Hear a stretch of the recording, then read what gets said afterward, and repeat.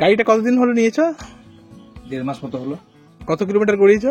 1102, 1100 kilometre. 1100 kilometre. 1100 kilometre এই 1.5 মাসে করিয়েছো? চালানোর অভিজ্ঞতা কেমন বলো? ভালো গাড়িটা, আগে একটা গাড়ি নিয়েছিলাম, তার থেকে জেলিও না কি ছিল তাই না? হ্যাঁ, তো সেটা এক্সচেঞ্জ করে এটা নিয়ে গেছিলে এবং 1.5 মাসে এটা 1100 কিলোমিটার করিয়েছো। তো ওটার থেকে এটা কেমন বলো, কেমন লাগছে? ভালোই গাড়ি, অনেক ভালো গাড়ি। আজকে কি নাম্বার প্লেট করতে লাগাতে এসছো? নাম্বার প্লেট লাগাতে এসেছি। হ্যাঁ, আর চালিয়ে কেমন আরাম? চালিয়ে অনেকই আরাম, কোনো প্রবলেম নেই এখন পর্যন্ত। এখন তোমার বলো বসে আরাম হচ্ছে কি হচ্ছে না? বসে আরাম। আমি তোমাকে যেভাবে বলেছিলাম যে ওটা বসে আরাম হবে তাই না? তো তোমার মতে কি যে লোককে কি বলতে চাইছো যে ব্যাটারি গাড়ি যদি নিতে চায় তো এরকম আমাদের বাউন্স ইনফিনিটিকে কতটা ভরসা করা যাবে বলো? বাউন্স থেকে অনেকটাই ভরসা করা যাবে, চাইনিজ গাড়ির থেকে অনেকটাই ভালো। অনেক ভালো।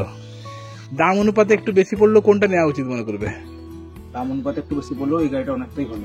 রাস্তায় কোনোদিন ধোকা দিয়েছে তোমাকে? না, রাস্তায় কোনো ঢোকা দেয়নি এখনো পর্যন্ত।